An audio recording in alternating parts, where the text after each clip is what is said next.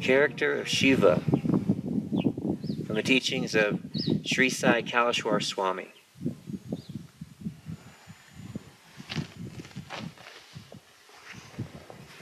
The power of the Shiva lingam.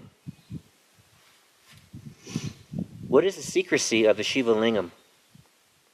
Wherever we go in any temple in India and the world, Shiva is a black or white rock, period. Even though they built a $1 billion temple, inside there's a rock, period. In Sri Sailam, in the huge Shiva temple, there's one small black rock, a Shiva lingam. Right? Why did the people build such a huge temple to worship such a small black stone? Millions of people go and worship it, touching their head to it. Oh, Shiva, bless me. Why is everyone surrendering to that small stone, the Shiva lingam? That black stone has proven to have a lot of energy channels. It is carrying unbelievable strong magnetic power, the exact magnetic power to wash your negativity. That magnetic power absolutely sucks your negativity on the spot. It dissolves your inner soul negativity. Just touching a Shiva lingam and doing certain Vedic prayers, you can suck huge energy. In the universe, the highest power is the Shiva lingam. With it, you can create light and incredible supernatural abilities. In the Indian tradition, they know the philosophy of power objects, all the supernatural powers, and the angels. The Vedas were born on this ground.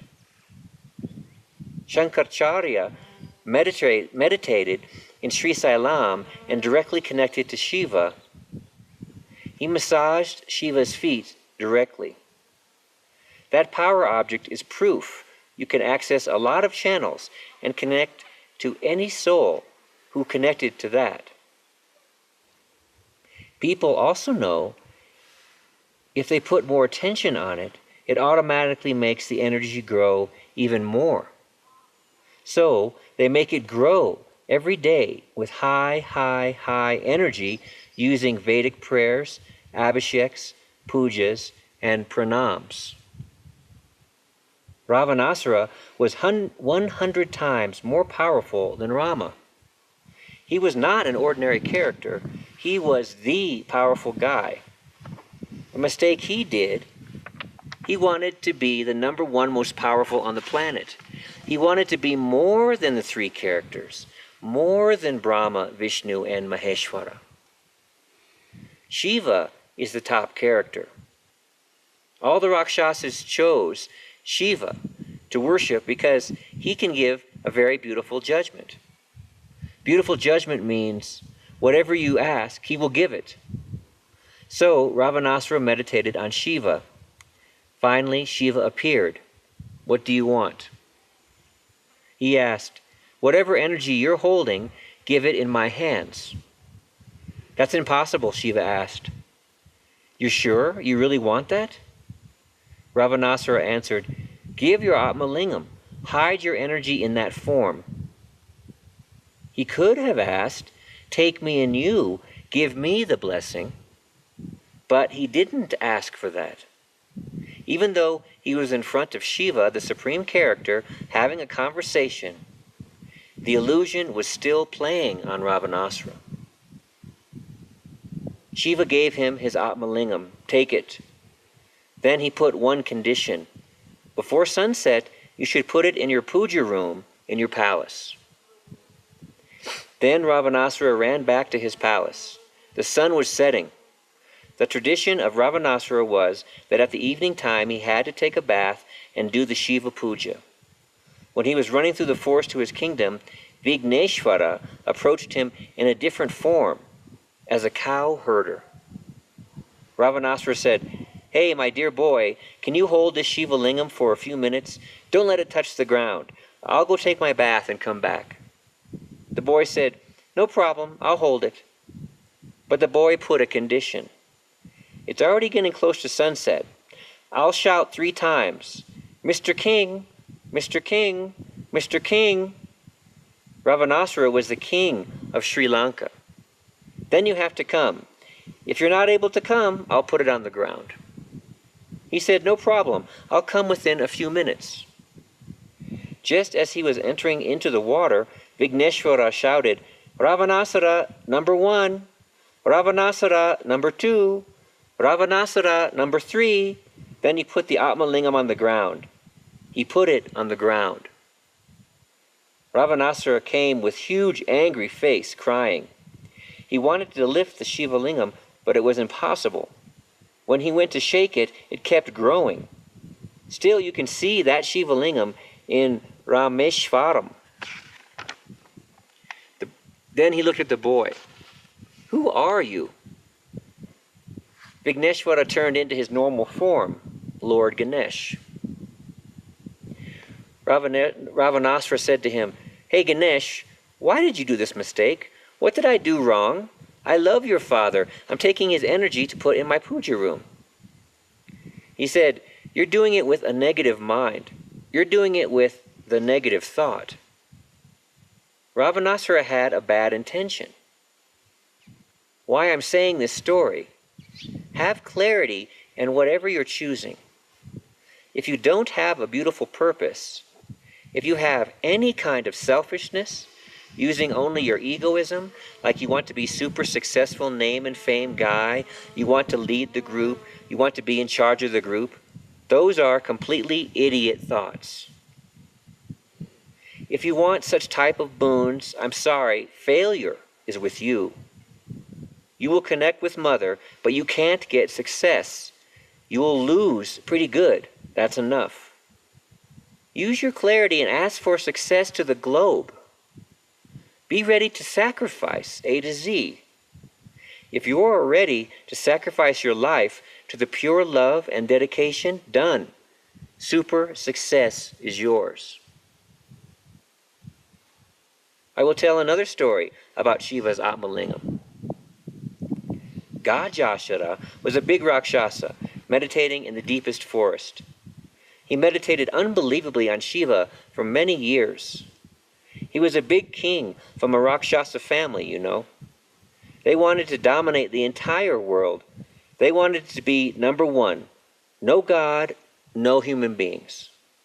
They wanted to rule the entire world themselves. This is a real story from the Vedas. Gajasura meditated and meditated. Shiva appeared and asked, "What do you want?" Gajasura said, "Whatever power you have in you, you have to give to me, a pure Atmalingam, the real structure of your heart." Shiva said, "No, you have to think if you can handle it." He said, "No, Shiva, I need that. Give it to me." Shiva, once he appears, is ready to give whatever you want. He has to give. So he gave an Atmalingam to Gajasura. What did Gajasura do? He swallowed it. He didn't trust the God's nature. If he put the Atmalingam somewhere, they could steal it. They could make it disappear. That's why he swallowed it. Gajasura became the strongest. Then he killed the gods and the angels. Everybody, the whole spiritual world, completely surrendered to his feet. Whenever there is a huge evil spirit, his domination is a huge harassment. Whoever was meditating on the gods and the divine angels, Gajasura went and shaved their heads, shaved their beards, took their eyes, cut off their hands. He did crazy things. Nobody had the power to go to him to face him. They couldn't go to Shiva. After Shiva gave his energy, he became empty, useless. Finally, they went to Lord Krishna's kingdom as humans, in normal human bodies, as big music people with drums. Gajasura had huge power. Everybody prayed to Mahashakti. Please give us 30 minutes time to throw an illusion on him. We want to get our victory. We want to get the Atma Lingam from him and give it back to Shiva to make this planet come settle down again. Mother Divine blessed that a 30-minute illusion would cover Gajasura. Then they went to Gajasura. Oh, my dear king, we want to dance in front of you. We love you so much. Lord Krishna said. All gods in the different forms danced beautifully. Gajasura was enjoying it. They were praying to Krishna like the Avaham prayer to Shiva. Come out, come out, come out. They sang unbelievable bhajans to Shiva. To Shiva, when somebody makes a great, impressive energy creation, he comes out and appears there. It is his nature. Then, when the gods were pouring their energy on Shiva with the beautiful dancing and unbelievable prayers, Gajasura's stomach started to hurt. He finally recognized, hey, it's the Shiva energy. He has to come out and appear. Gajasura tried to hold on to the supernatural energy power. It was not possible. It blasted through his stomach. At the time, Shiva's physical body form, his creation form, was dead. All the gods took the Shiva energy that came out of Gajasura's stomach and threw it to Shiva, and he came back. That is why Mother Divine is always screaming on Shiva. You are so crazy. Whoever simply meditates, you just give boons. You never think what's good and what's bad. That's why they're always into huge fighting. You never see Shiva and Mother Divine together in any temple. You can't see. They're always fighting. They have their relationship problems. It's okay. Finally, they understood each other. They're blessing the world. So, Shiva's Atma Lingam has that type of power.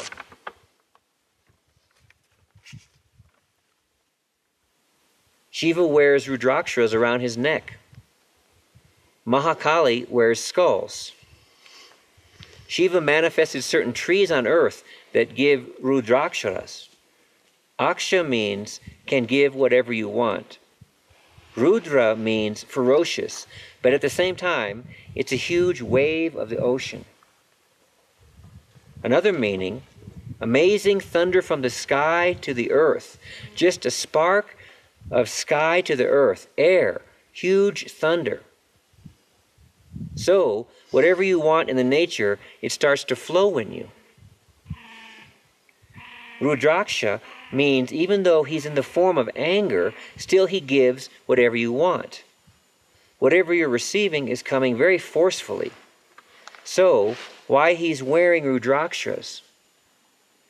It's his giving nature. The giving nature is in a little punching way. Whoever wears certain specific Rudrakshas are 100% eligible to see Shiva and can connect to Mother Divine very fast. Certain Rudrakshas have the capability and can pull in certain energies. With certain Rudrakshas, there is no need to do 10,000 hours worth of sadhana. It's enough to do 10 hours worth of sadhana. With other Rudrakshas, pretty good a person can stand in any type of illusion. The Rudraksha will stay with someone who really can receive certain capabilities and use them in a proper way. Otherwise, they will lose it. Why do they make a big deal with festivals on Shivaratri Day? They demonstrate, fast, and perform a lot of amazing bhajans and singing in all the Shiva temples. What is the inner meaning in that? Only on that day, Shiva wakes up from his meditation and wants to merge with those who have really opened their hearts. He wants to merge with his students, to lift them and connect to them more and more powerfully. The remaining time, he's completely in a trance and meditation. Only on that day he wakes up. Once he wakes up, 9 hours is enough. So that day is a very special day because he wakes up from his meditation. The remaining time, he's always sitting in the graveyard in a trance. So, on Shivaratri day, that period of time, Mother Divine cannot play any illusions on the soul very easily. She's pretty big diverted on her husband's time. Oh, he'll wake up. He'll come to me. She's waiting. She neglects a lot of things then. It's true. She's only focusing on Shiva.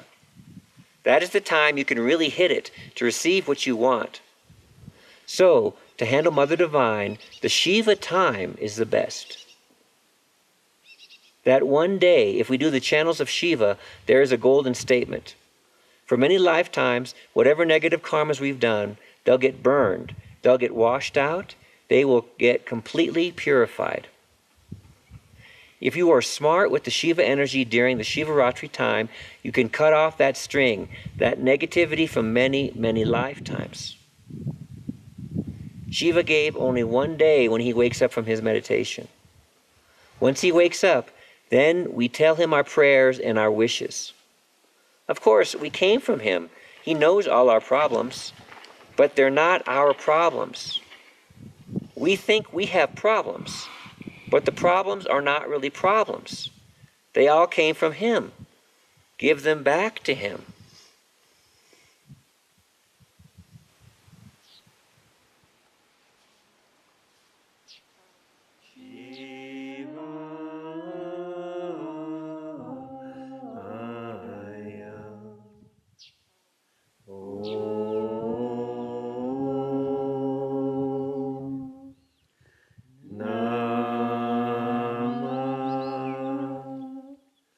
Shiva